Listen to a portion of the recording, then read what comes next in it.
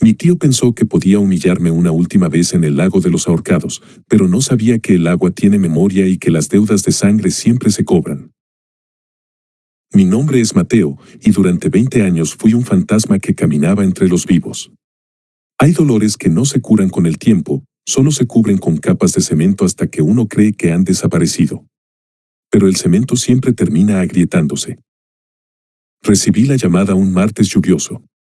Era la voz de mi tío Alberto, una voz que sonaba a lija y a cigarro barato. Mateo, el terreno del lago se va a vender. Necesito que vengas a firmar los papeles de la sucesión. Es mucha plata, muchacho. Suficiente para que te olvides de todas tus tonterías de traumas y vivas como un rey. Colgué sin responder. Sentí un frío glacial subiendo por mi espalda. El terreno del lago no era un terreno cualquiera. Era la entrada al lago de los ahorcados, el lugar donde mi infancia murió la misma noche que mis padres. Decidí ir.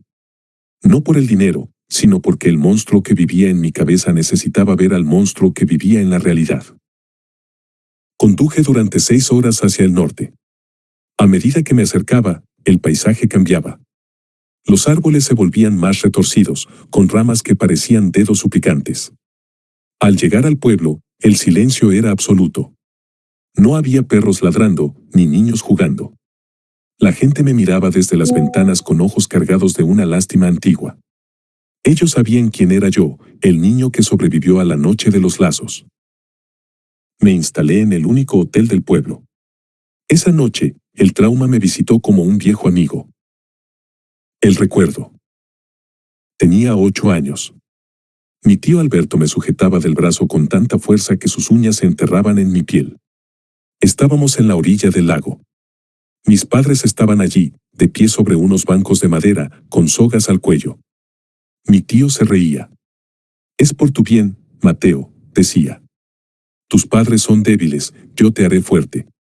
El sonido del agua golpeando las rocas fue lo último que escuché antes de que el mundo se volviera negro.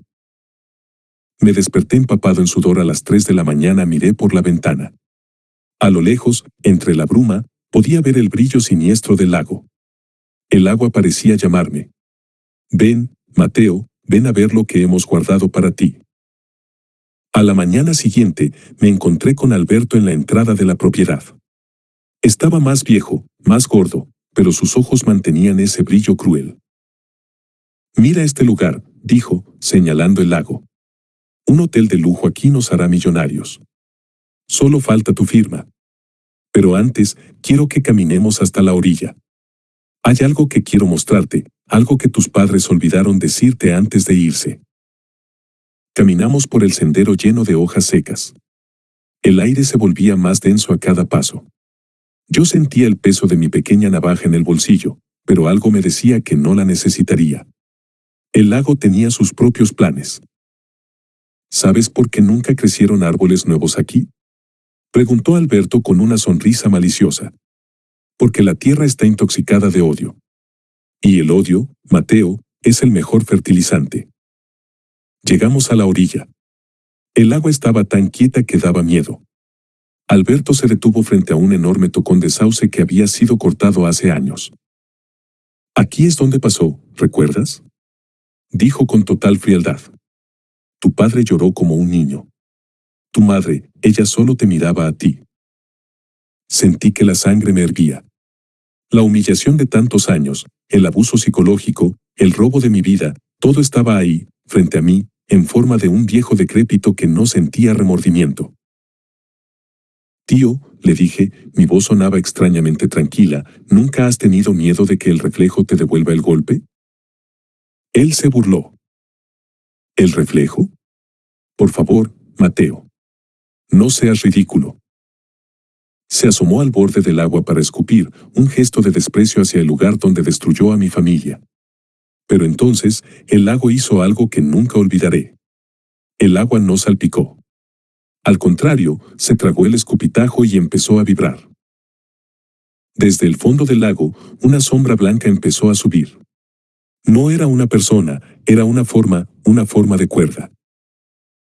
Alberto retrocedió un paso, pero sus botas se hundieron en el barro de la orilla como si la tierra se hubiera vuelto repentinamente blanda, como carne en descomposición. El vibrar del agua no era un sonido, era una frecuencia que sentía en los dientes, en los huesos. ¿Qué demonios es eso?, balbuceó Alberto, su arrogancia empezando a agrietarse. La sombra blanca que subía desde las profundidades no era una cuerda física. Era una columna de burbujas y luz mortecina que, al llegar a la superficie, se entrelazó formando un lazo perfecto.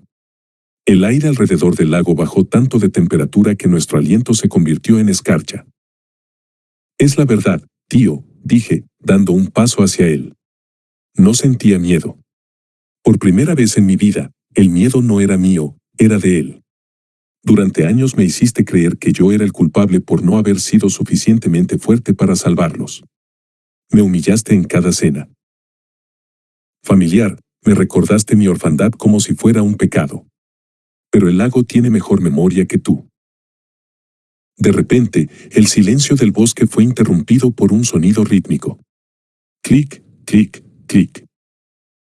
Eran los dientes de Alberto tiritando. Pero no era solo frío. Él miraba fijamente el reflejo del agua. En la superficie, su imagen empezó a distorsionarse. Ya no se veía como el hombre gordo y poderoso de traje caro. El reflejo mostraba a un monstruo cuya piel estaba hecha de los papeles de propiedad que había robado, y cuyos ojos eran dos monedas de cobre oxidadas. «Sácame de aquí, Mateo. Es una alucinación. Es el gas del pantano», gritó, intentando zafarse del barro, pero sus piernas estaban atrapadas hasta las rodillas. «No es gas, Alberto. Es el peso de lo que hiciste. ¿Sabes qué es lo más interesante de este lago?». Me agaché para quedar a su altura, mientras él forcejeaba desesperadamente. Que aquí el tiempo no corre en línea recta. Aquí, el dolor de 1995 todavía está ocurriendo. En ese momento, desde el centro del lago, empezaron a emerger decenas de manos pálidas. No buscaban sujetarlo para ahogarlo. No. Cada mano sostenía algo. Una sostenía un zapato de niño pequeño. Otra sostenía el relicario de mi madre que Alberto había empeñado hace años. Otra sostenía la pluma con la que obligó a mi padre a firmar la cesión de tierras bajo amenaza. No es cierto. Ellos aceptaron. Chilló Alberto, su voz volviéndose aguda y patética. Yo les di una opción. Les diste la opción de morir para que yo viviera, le corregí, sintiendo una furia fría que me quemaba las entrañas. Pero lo que nunca entendiste, tío, es que al hacerme vivir en este infierno, me convertiste en el testigo que finalmente te condenaría. El lazo de luz y agua que flotaba frente a nosotros empezó a elevarse. No había viento, pero la soga se mecía con una cadencia hipnótica. Alberto empezó a jadear. Se llevaba las manos al cuello, aunque no había nada físico allí. Sus venas se hincharon, sus ojos se inyectaron en sangre. Estaba sufriendo el mismo ahogo que mis padres sintieron, pero multiplicado por cada segundo de humillación que me hizo pasar después. Por favor. Mateo, somos familia, logró articular, mientras sus pies finalmente se despegaban del suelo, succionados por una fuerza invisible hacia arriba. La familia no devora a los suyos para engordar, Alberto. Eso lo hacen los parásitos. Lo vi subir. Sus pies colgaban a 30 centímetros del barro. El lazo invisible lo mantenía suspendido sobre el tocón del viejo sauce. Sus manos arañaban el aire, buscando una cuerda que solo él podía sentir, una cuerda tejida con 20 años de mentiras. El trauma es una cárcel, tío, le dije, viéndolo luchar por un gramo de oxígeno. Y hoy, tú eres el único que se queda encerrado. Pero el lago no había terminado. Justo cuando Alberto parecía estar a punto de perder el conocimiento, el agua se abrió de nuevo. Una figura empezó a emerger. No era una sombra, ni un reflejo. Era algo mucho más real y aterrador para él. La figura que emergió del centro del lago no era un monstruo de pesadilla, y eso era lo que la hacía más aterradora. Era un hombre. Un hombre con un traje de pana gastado y el cabello revuelto por el viento, con la misma mirada bondadosa que yo recordaba de mis sueños más antiguos. Detrás de él, una mujer con un vestido de flores, cuyo rostro irradiaba una tristeza que parecía capaz de secar el lago entero. Mis padres. No eran fantasmas etéreos, se veían tan reales que podía ver el brillo del agua escurriendo de sus ropas. Alberto, suspendido en el aire, emitió un sonido que fue más un gemido que un grito. Sus ojos, casi fuera de las órbitas, se fijaron en ellos. No. No es posible, susurró Alberto, mientras el lazo invisible le apretaba la garganta. Ustedes están muertos. Yo los vi. Mi padre caminó sobre la superficie del agua con una pesadez sobrenatural. Cada paso que daba no producía ondas, sino que el agua se congelaba bajo sus pies. Se detuvo a 1 metro de Alberto. No había odio en su rostro, solo una decepción tan profunda que el aire mismo parecía doler. Alberto, dijo mi padre, y su voz no venía del aire, sino de lo más profundo de mi propia conciencia. No morimos para que hicieras de la vida de nuestro hijo un desierto. No te dimos nuestras tierras para que alimentaras tu ego con su humillación. Mi madre se acercó a mí. Sentí un calor repentino en la mejilla, como si una mano invisible me acariciara. Mateo, su voz era un susurro de hojas secas. El trauma no es tu dueño. Él te hizo creer que eras el resto de una tragedia, pero eres el final de una injusticia. Alberto empezó a sacudirse violentamente. El lazo invisible lo elevó más, hasta que sus rodillas golpearon el tronco del viejo sauce. Las manos pálidas que habían salido del lago empezaron a trepar por su cuerpo. Eran manos pequeñas, manos de los otros que Alberto había pisoteado para construir su imperio de papel. Piedad. Chilló Alberto, las lágrimas limpiando surcos en la suciedad de su cara. Les daré todo. El dinero, las tierras. Mateo, diles que se detengan. Soy tu sangre. Lo miré fijamente. Durante años, esa frase, soy tu sangre, había sido mi cadena. La usaba para que yo no lo denunciara, para que aceptara sus golpes psicológicos, para que me quedara callado mientras él se burlaba de mi debilidad frente a sus socios. Tienes razón, Alberto, dije, y mi voz salió con una fuerza que no sabía que poseía. Eres mi sangre. Y por eso, soy el único que tiene el derecho de dictar tu sentencia. Me acerqué al agua y tomé la carpeta con los papeles de la sucesión que Alberto había dejado caer. Con calma, empecé a romperlos uno por uno, dejando que los pedazos cayeran al lago. El agua se los tragaba instantáneamente, como si fueran combustible. No hay dinero, Alberto. No hay hotel. No hay nada que vender, sentencié. El lago ha reclamado su propiedad. Y tú eres parte de la deuda. Mi padre asintió. Puso una mano sobre el pecho de Alberto. No lo empujó, pero Alberto empezó a hundirse hacia atrás, todavía suspendido por el cuello, como si el espacio mismo se doblara. Las sombras de los sauces invisibles se volvieron tan densas que el sol del atardecer desapareció por completo. ¿Sabes cuál es el verdadero castigo del lago de los ahorcados? Le pregunté, mientras su rostro empezaba a desvanecerse en la penumbra.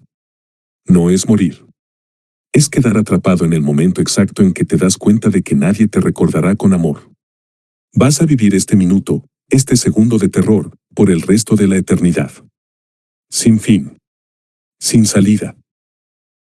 Alberto abrió la boca para pedir ayuda, pero el agua del lago subió en una espiral perfecta y entró en su garganta, silenciándolo para siempre.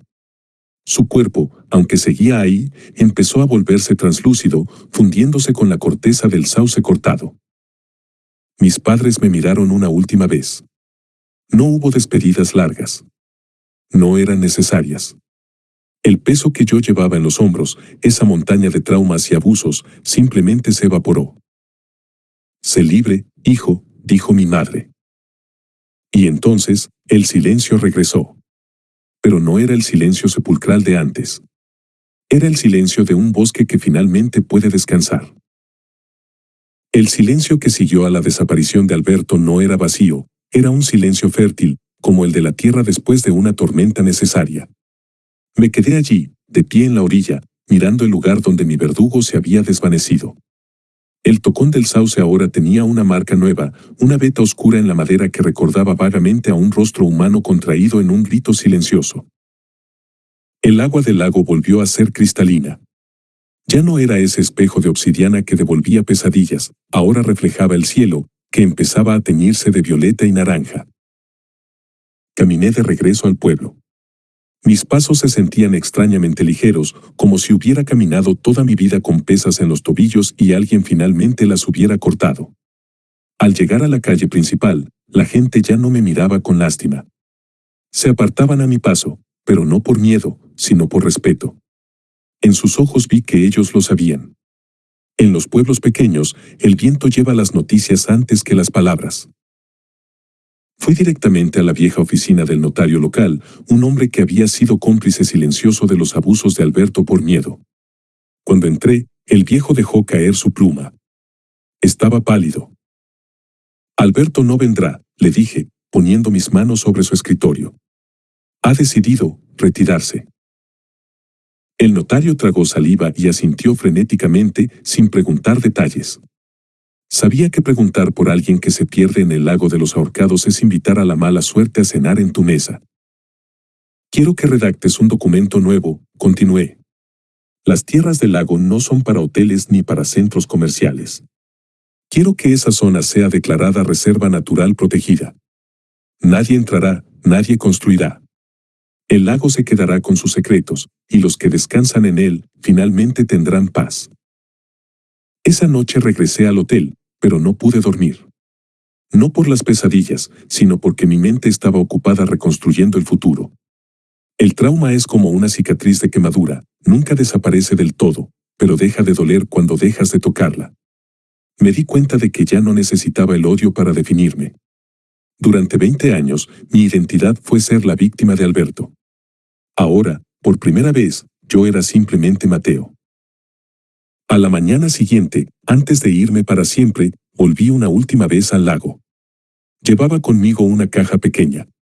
Dentro estaban los últimos vestigios de mi pasado, las fotos de la humillación, las cartas donde Alberto me amenazaba y los registros de la deuda que él decía que yo tenía con él. No los quemé. Los puse en un pequeño bote de papel y los dejé en la orilla. El agua, suavemente, se los llevó hacia el centro. Gracias, susurré al aire. Un susurro de viento entre los juncos pareció responderme. No fue una voz, fue una sensación de calidez que me envolvió el pecho. Subí a mi coche y arranqué. Al mirar por el retrovisor mientras dejaba atrás el pueblo, vi algo que me hizo sonreír. En la orilla del lago, donde antes solo había muerte y madera seca, un pequeño brote verde empezaba a asomar entre las grietas del viejo sauce. Un árbol nuevo. Un árbol que crecería sin lazos, sin sombras, alimentado solo por la luz. Mi historia ya no era una tragedia. Era una crónica de supervivencia. La isla de los ahorcados y su lago seguirían allí, custodiando el karma de los malvados, pero yo ya no formaba parte de su paisaje. Crucé la frontera del estado y aceleré. Tenía una vida entera que empezar a vivir, y esta vez, yo era el único dueño de mi destino.